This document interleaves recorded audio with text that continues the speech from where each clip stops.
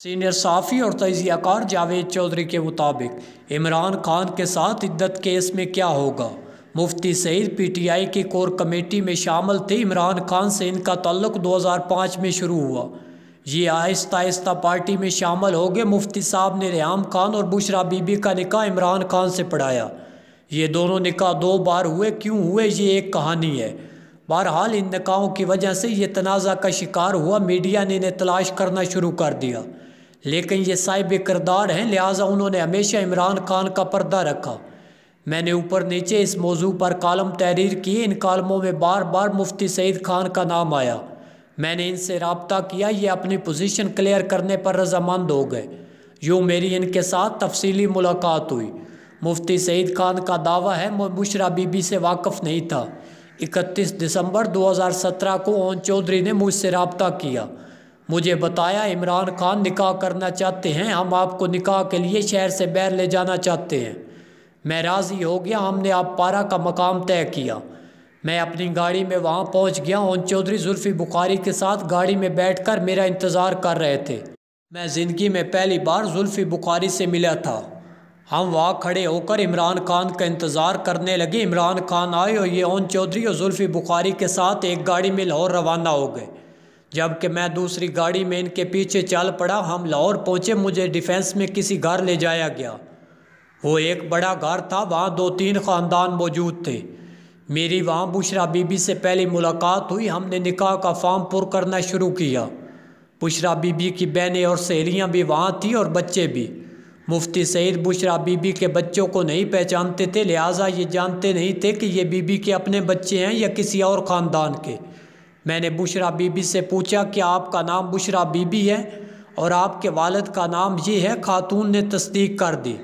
मैंने पूछा क्या आप निकाह के काबिल हैं, यानी क्या आप शरीयत के तमाम तकाज़े पूरे करती हैं, आप तलाक और इद्दत के अमल से गुज़र चुकी हैं। बीबी ने तस्दीक कर दी। मैंने उनकी बहनों और सहेलियों से भी तस्दीक कराई।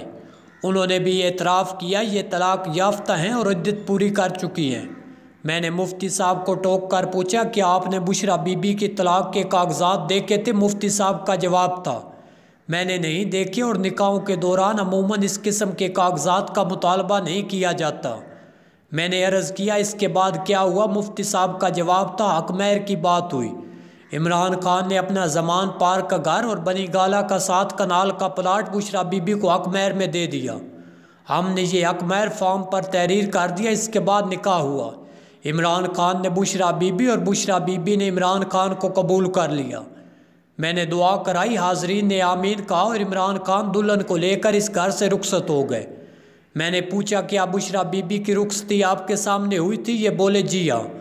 बुशरा बीबी की रुखसती मेरे सामने हुई थी। मैंने पूछा क्या निकाह नामे पर इमरान खान और बुशरा बीबी दोनों ने दस्तखत किए। मुफ्ती सईद का जवाब था जी हाँ, ये दस्तखत मेरे सामने हुए थे।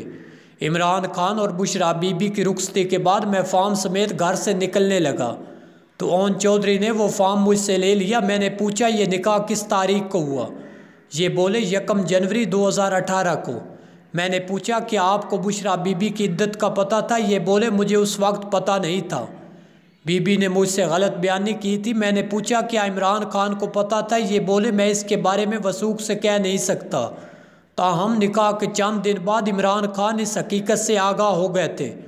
उन्होंने मुझसे कहा था मेरी इज़्ज़त अब आपके हाथ में है, आप प्लीज़ इसकी हिफाजत कीजिएगा। मैंने उनसे वादा कर लिया और मैं आखिर तक ये वादा निभाता रहा। मैंने पूछा इद्दत का इशू आपको किसने बताया। ये बोले मुझे ओन चौधरी और ख़ान साहब के चंद दूसरे दोस्तों ने बताया था। मैंने पूछा आपका रिएक्शन क्या था। ये बोले मुझे बहुत बुरा लगा क्योंकि ये एक सीधा साधा गुनाह था और बुशरा बीबी इस गुनाह की ज़िम्मेदार थी। लिहाजा मैंने ओन चौधरी और इमरान खान को बताया आपको इद्दत के बाद इस निकाह की तजदीद करना होगी। और यूँ ये लोग इद्दत पूरी होने का इंतज़ार करने लगे। मैंने पूछा दूसरा निकाह कब हुआ। ये बोले दूसरा निकाह 18 फरवरी 2018 को हुआ। मैंने पूछा क्या इस निकाह के गवाह भी ओन चौधरी और जुल्फ़ी बुखारी थे और क्या इसमें भी फॉर्म मुकम्मल किया गया था। ये बोले जी हाँ, वो सारी ड्रिल दोबारा हुई थी। जुल्फ़ी बुखारी और ओन चौधरी ने गवाही दी थी। हकमैर का दोबारा जिक्र हुआ था। एयाब कबूल दोबारा हुआ। फॉर्म पर दस्तखत और अंगूठे के निशान भी दोबारा हुए। اس سارے عمل کی تصویریں اور ویڈیوز بھی بنائی گئی۔ میں نے ان سے پوچھا، ہماری معلومات کے مطابق بشریٰ بی بی کی طلاق 14 نومبر 2017 کو ہوئی۔ عدت کی مدت 14 فروری 2018 کو پوری ہو رہی تھی، لیکن نکاح اور رخصتی 1 جنوری 2018 کو یعنی طلاق کے صرف 47 دن بعد ہو گئی۔ دوسرا نکاح پہلے نکاح کے 49 دن بعد ہوا۔ ان دونوں نکاحوں کے درمیان 48 دن ہے۔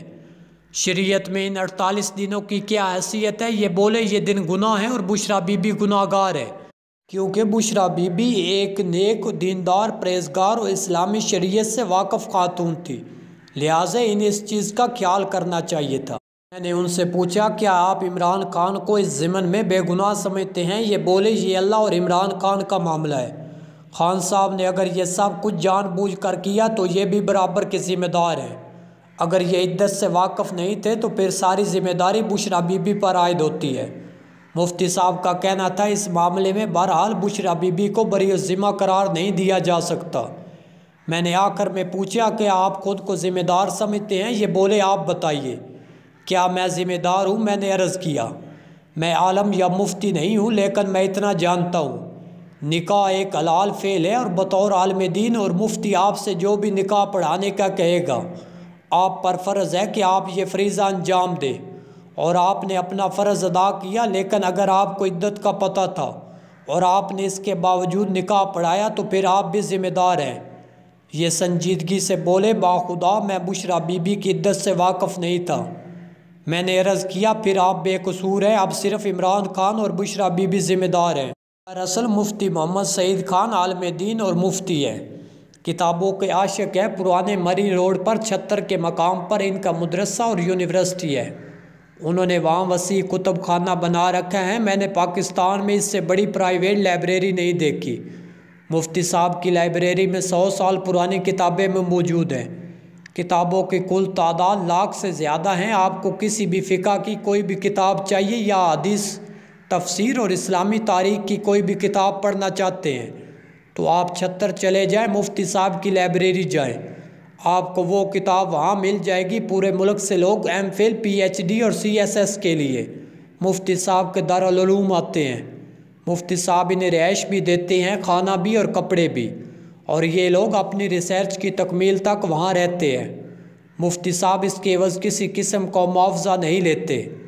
دارالعلوم کا روزانہ خرچ 1.5 لاکھ روپے ہے، یہ رقم اہل خیر ادا کرتے ہیں۔ مفتی صاحب کسی طالب علم یا لائبریری سے استفادہ کرنے والے سے کوئی پیسہ وصول نہیں کرتے۔